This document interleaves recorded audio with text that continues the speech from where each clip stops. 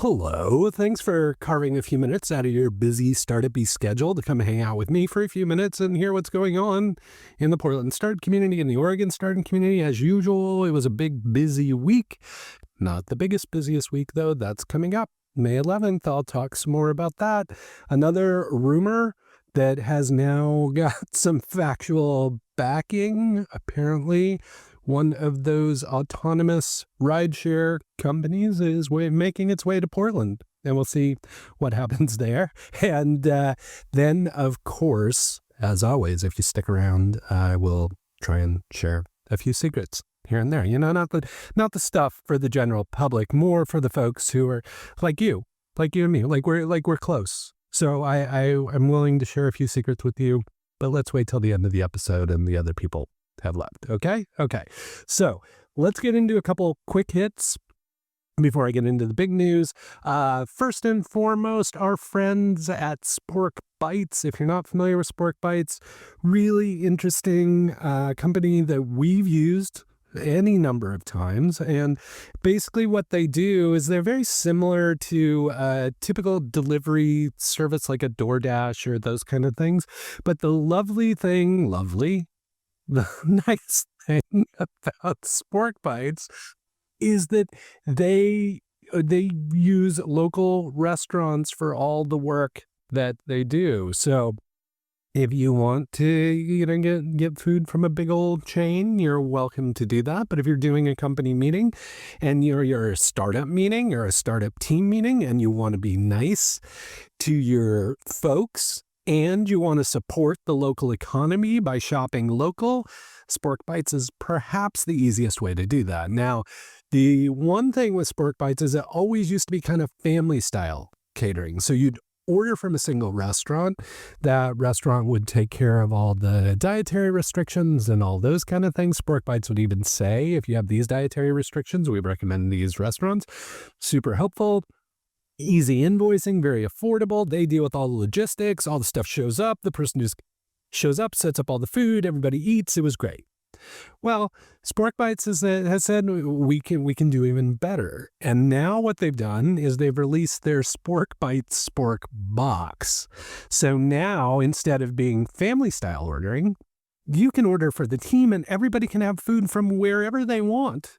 And their little meals will show up to them in individually packed boxes for them.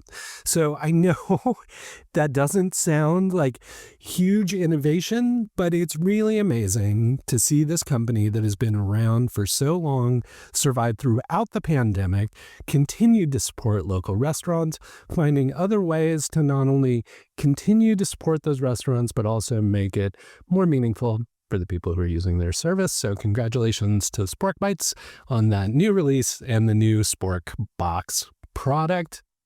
The other one I just wanted to touch on quickly is our friend Marcelo Calbucci in Seattle has been working incredibly hard with a team of folks to put together Startup Day on May 15th. If you're listening to this on Friday, you still might be able to get the early ticket price. If you're listening to this later, I'm afraid the ticket prices went up, but they're still pretty affordable for a day of events and startups and VCs and all kinds of things in Seattle, especially since you can just take the train, pop on up there. That's happening May 15th. I think ticket prices are now up to $295. I can't remember I should remember. I'm helping as an in-kind media sponsor kind of person. But all that being said, if you would like to head up to Seattle, if you're looking for an excuse, and if you'd like to get more well-connected in the Seattle startup community, both to founders and VCs up there, as well as all the other folks in the Seattle startup community, this is perhaps your best opportunity to do that this year. So if you're a founder who's been meaning to get up into Seattle to explore their ecosystem, get a better understanding of who's there, the VCs, what their theses are, all that kind of stuff, I can't recommend Startup Day from Seattle Flow any more highly. It's got a great group of speakers. Eric Ries is there, premiering his new book. So it's going to be a big deal, and it's going to be a great way to engage with the Seattle community. So Hopefully that sounds interesting to you. Hopefully you take advantage of that. And I don't know if my discount still works, but I had a $100 discount until it was exhausted. It's just Florist 100, all one word, FLORIST 100 numerically.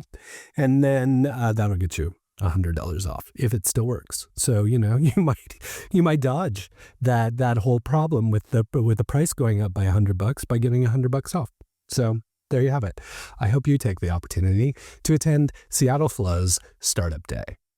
Okay, let's get into the big news stories, the deep dives into meaningful stories you can sink your teeth into or whatever. And, hold up. I was going to save this for secrets, but I'm going to move it out of secrets up to the top of the queue. And I know the person I will be talking about might be a little disappointed that they didn't appear in secrets because they revealed to me that they actually like the secret segment and hearing all the secrets.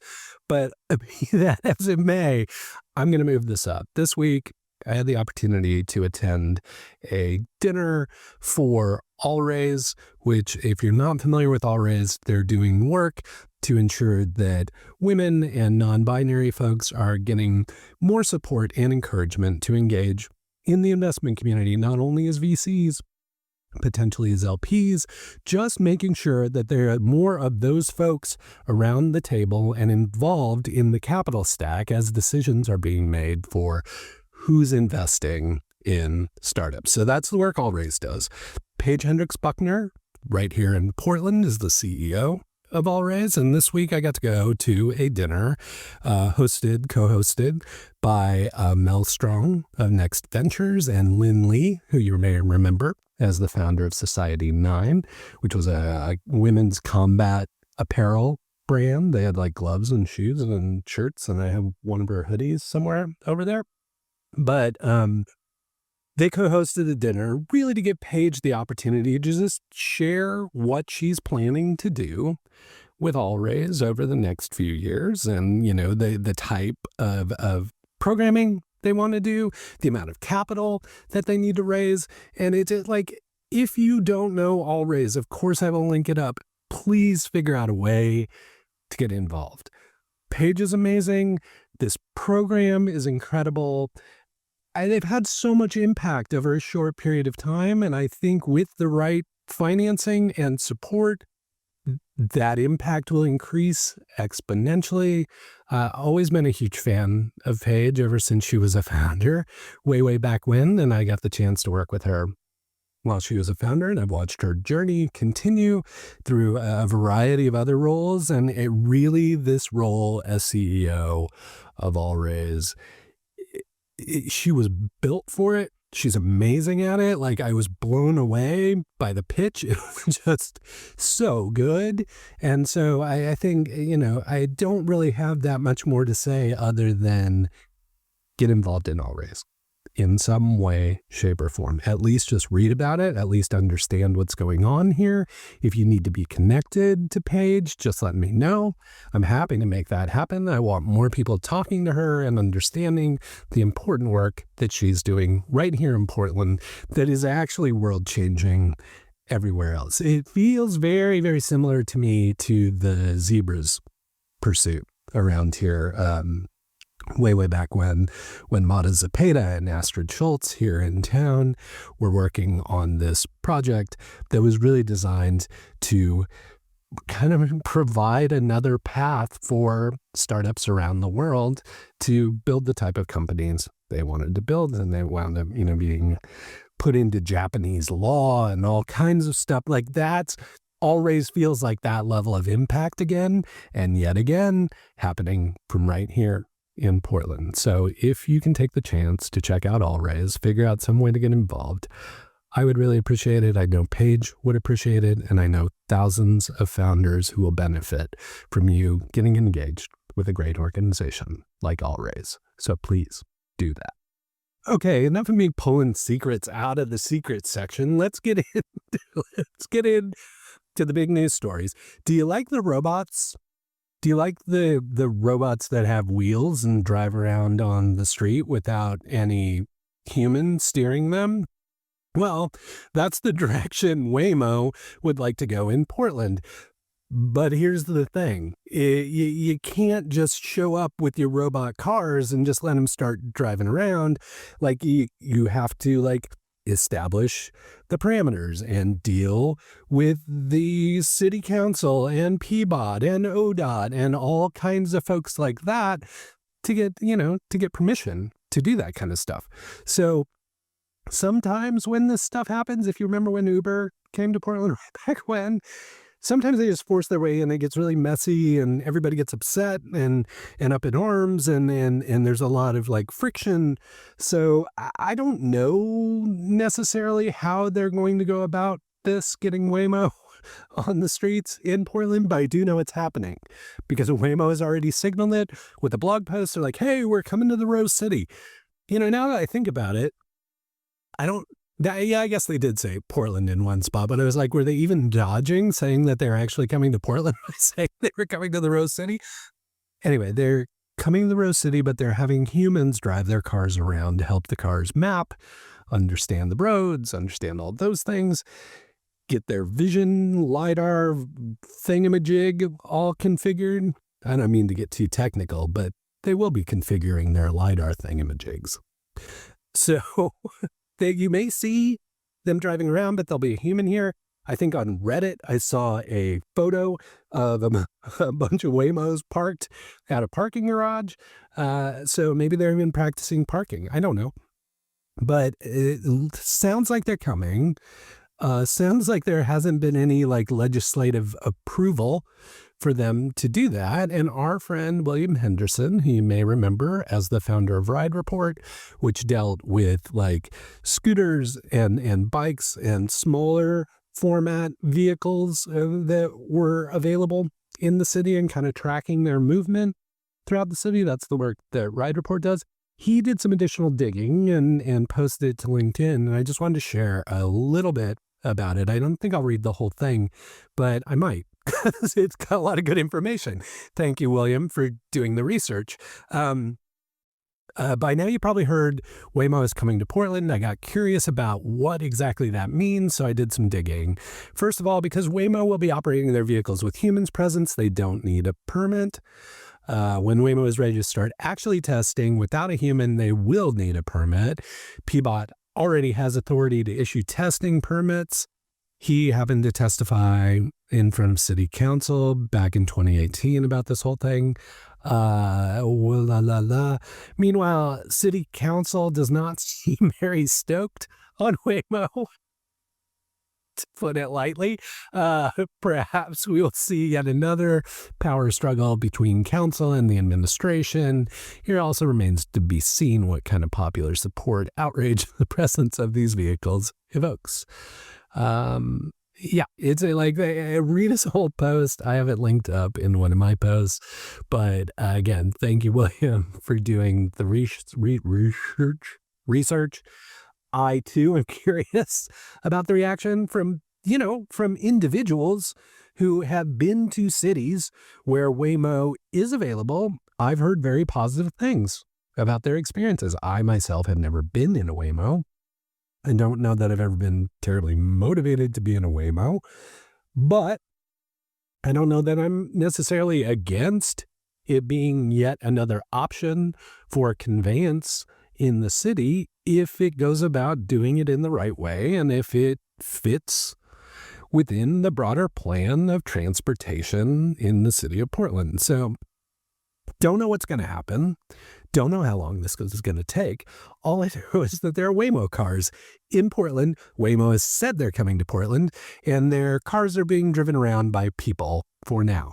So if you're a person who's concerned about Waymo and a autonomous vehicle driving around, and you see one, for now, don't be as concerned because there are humans behind the wheel. Okay. And of course, as I did with Uber and many of the other services that have come to Portland, Airbnb, those kind of things, I will track on it. I will keep you posted so that you're aware, because whatever the case, this is another one of those interesting places where technology and startups and all those kind of, I mean, Waymo's part of Alphabet, so not exactly a startup, but like startups and tech and public policy and government and all those things, they all kind of get munged together. And so whatever the case, it's just a really interesting story that I would love to keep an eye on for you. So Waymo is here with drivers. We'll keep an eye on them and let you know if the service actually launches. Okay, remember at the top when I said, this is a big week, but it's not the biggest week, because the biggest week is coming up in a couple weeks. That is this story. It is Portland Startup Week 2026, begins May 11th, which means it ends May 15th, if I'm doing my day counting correctly. And full schedule, 50 events so far.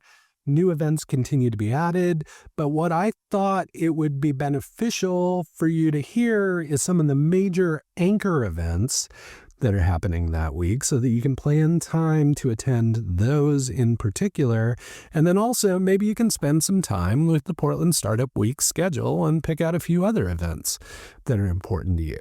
Now, there's going to be something for everyone. There's a wide variety of things happening, everything from, co-working to talks to parties to all that kind of thing. This is really just designed as a celebration of all the startup-y things happening in Portland. And Josh Carter from Upstart Collective continues to run the program. He unfortunately inherited it right before the pandemic, and so that kind of, put the brakes on everything. But then last year brought Portland Startup Week out of the mothballs. It was wildly successful. Over 80 events, 3,000 people attended. I believe this year promises to be no different. Lots and lots of people talking about the event, lots of people coming to town for the event. Again, as I said, a wide variety and disparate number of events. Disparate number? I need to stop recording on Friday. I'm so tired by Friday that I'm just babbling constantly. Okay. Portland Startup Week is a big deal. I promised you some of the anchor events. So let me read off a few of the key anchor events of the week. Definitely get a few of these on your schedule, and then go ahead and, continue to fill out the schedule with other events here and there. Basically I'm giving you the meal, and then you get to go eat the ice cream that then runs through and fills up all the cracks in your schedule. Does that analogy make sense? Cool. Well, let's talk about some of the marquee events that will be happening throughout the week. Okay, first and foremost, the kickoff party occurs Monday, May 11th. It'll be at 5 o'clock at Big Pink. The Oregon Innovation Showcase. The showcase of innovation in Oregon is happening for 2 days, Monday the 11th and Tuesday the 12th. That is a big event. Josh managed to convince them to hold it in tandem with Startup Week, so great to see that collaboration occurring. There'll be a town hall at Ned Space on Tuesday, May 12th. Beaverton Startup Challenge Demo Day is happening in Beaverton, of course, on Wednesday. The Startup World Cup Portland Regional, and remember me talking about that a few weeks back. Grand prize if you win the big World Global competition is $1 million, but Portland has regional, so you compete in the regional and then you get to go on to future events to finally compete at the global. If you would like to see that pitch competition, that's happening Wednesday. Also happening Wednesday is PDX AI Demo Night, which is put together by Oregon Venture Fund. That'll be at Kiln. On Thursday is the Oregon AI Accelerator's inaugural Demo Day. So this is their very first cohort. So of course, it has to be their first demo day. So I believe that might be close to being sold out. Not sure if they're going to live stream it or not, but I will definitely report out on what happens at the Oregon AI Accelerator Demo Day, because you know me, I love a demo day. Can't stay away from a demo day. We'll always attend a demo day if and when I can. Sometimes I even travel to go to demo days. So I go to Seattle, I go to Chicago, I go to LA, I go wherever. Because demo days, I like demo days. I can't help it. I like demo days. I've done a lot of demo days. I've produced a lot of demo days. So I like attending demo days because I like to see the way that people do things or the way that people pitch or all that kind of stuff. So anyway, rest assured, I will be at the Oregon AI Accelerator Demo Day to see all the companies pitch, to see what they've learned over the course of the last 12 weeks or so. And I'm excited to report out about what I hear there. I also have a few interviews in the can for startup stories from participants in the Oregon AI Accelerator. And so I'll make sure and post a few of those so you can kind of get a flavor for what companies will be pitching and the kind of solutions that they're building. Demolicious is happening Thursday night. Demolicious, of course, is the monthly pitch competition with, startups stand up. They pitch for 3 minutes. Whoever wins gets to win the title belt, but the challenge is the defending champion from the previous month always shows up with the belt. Well, I don't think they even get to keep the belt anymore, if I remember. I think you only get to keep it at the end of the year. They used to get to keep it, but they are virtually the holders of the belt. So anyway, the defending champion comes and pitches as well. Crowd votes. Whoever wins the rights to the belt. And then at the end of the year, there's Demolicious Champion of Champions, where they get to pitch again. All the champions get to pitch against one another. And then the person who wins that definitely gets the belt. I do know that. So Demolicious. So it's kind of like it's actually a lot like the Startup World Cup regional thing. So this is kind of like the initial competition that the winners get to go on to the bigger competition. That's basically what Demolicious does as well. And then, of course, on Friday, what would a startup week be without a closing party? That is happening at Wonderlove, the food cart pod in the Central East Side Industrial District there. So if that's of interest to you, please show up. Most all of these events are free. Like I think the Oregon Innovation Showcase, where they showcase innovation from Oregon, that has a pretty steep ticket price, but most of the rest of these are all going to be free. So take a look, pick a few, show up, meet some other people, meet some startups, hang out with folks from the Portland startup community, and just have a generally good time. I'll probably put up another post next week sharing some other events that I think could be beneficial to folks, but these are definitely the anchor events. These are definitely the critical ones that if you have to pick one or two, I would suggest you pick from this list. Thanks again to Josh Carter for taking over Portland Startup Week and for continuing to organize and program it. Again, this year, I can't wait to see all of the people at Portland Startup Week. Okay, and then finally, speaking of pitch competitions and winners and all that kind of thing and bad transitions, which is what I always do, Thai Oregon West Side Pitch held their competition a couple weeks back now at this point, but I wanted to get you the winners because the winners came out this week, like the confirmed winners. So at the competition, companies get up and pitch. There were judges there who made the choices about who walked away with the big checks or the other awards. Flowmind won the Audience Choice Award. Immunocombinex, just rolls right off the tongue, won the runner-up check, which was $2,500. But the big winner was Roxham, which took away the big old prize of $50,000 with the big old check. And Roxham is a really interesting pursuit, really based on some inspiration from the founder's mother, who taught herself English by listening to American and English songs. And so Roxham is kind of based on that concept, like how do you use music as an educational tool to help people learn languages, understand things, that kind of stuff. So super interesting what Roxham is working on. Congratulations to them for walking away with the big check. Congratulations to all of the people. I cannot talk today.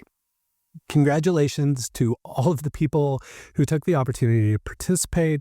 Thanks as always to Thai Oregon and Westside Pitch for putting on this event and giving this platform and stage to these amazing startups that are building out in Washington County. It's always great to see the variety and depth of amazing and interesting companies that are being built in our region. And I'll look forward to sharing more about each of these startups that participated in West Side Pitch. Again, congratulations to Roxham. Okay. Got through without hay fever complaints this time. I'm sorry. So where we are now, no more happy-go-lucky. This is me. This is secrets. And once we get to secrets, I just kind of devolve into my normal everyday self and just talk to you about stuff that happened during the week, or people I met with, or stuff that went on. I already blew the big secret, which was Paige and Alrays, but just so great. I just couldn't wait until now. I mean, I really like you. I'm glad you stayed. I'm glad you're still here hanging out, but I felt we needed to reveal that one early. I felt more people deserve to know, so you and I can just talk about the real secrets now. So there was a what is a webinar? Do we even call webinars anymore? What the hell? So Brad Feld and Eric Rees did a webinar that I attended this week that was great. Eric Rees has a new book coming out called Incorruptible. I've ordered some copies of it, so more on that later. There may be an opportunity for you to get one of those copies if you want one. But I'm looking forward to reading it. Eric Rees, of course, is the lean startup. Brad Feld is venture deals and startup communities and the startup community way. The latter, which he was kind enough to ask me to write a section for. Both he and Ian Hathaway were working on it, and both he and Ian gave me the opportunity to provide some insights about the Portland startup community. So if you're curious about what I said about the Portland startup community way back when they did the startup community way, then, maybe check it out from your local library, or purchase it from Powell's or something, or Annie Bloom's, or any number of other independent bookstores in our community. Yeah, here comes the hay fever. Here's my voice starting to go. What else?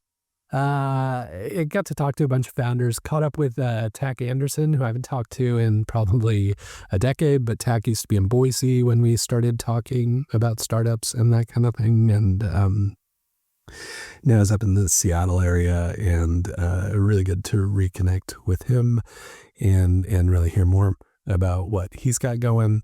Caught up with January Ventures and chatted a bit with them about their investment thesis and what they're looking for, and what kind of companies here in town might be interesting to them. Of course, had the conversation with Switchcraft during the startup stories that I posted this week, so that's good. And then, had a few other meetings with founders, ran into people randomly because it's Portland, and that's what you kind of do. And the other one that, if you're hearing this from me, I'm sorry that I'm the one who has to communicate this to you.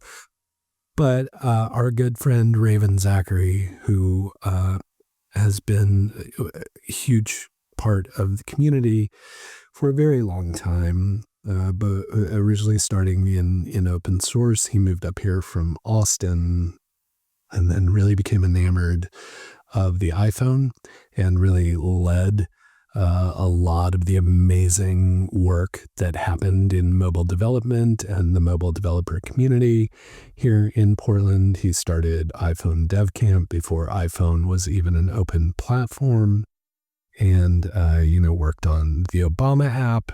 He helped start Small Society, which worked on Zipcar and Starbucks and all kinds of amazing iOS apps back in the day. And then eventually became more interested in kind of AR, VR, XR stuff, worked on HoloLens and Apple Vision Pro. I'm just delaying the inevitable. Raven shared this week that he has been diagnosed with stage 4 pancreatic cancer. And his spirits seem good. He seems very positive. He communicated that he has good care providers and physicians helping him with this, but it's very late stage, severe cancer. So my best wishes and thoughts go out to Raven. If you know Raven or you remember Raven, perhaps take the opportunity. He's rebooted his socials to communicate with folks. So maybe take the opportunity to follow along with Raven's journey. And again, if you're hearing this from me first, I apologize. I always hate when people hear the stuff from me rather than directly from the folks experiencing it, but I felt it was valuable that you know. And I'm sorry to close it on a low note like that, but we love you, Raven. Hang in there. And for all of you, until we get the chance to chat again, please keep up the good work.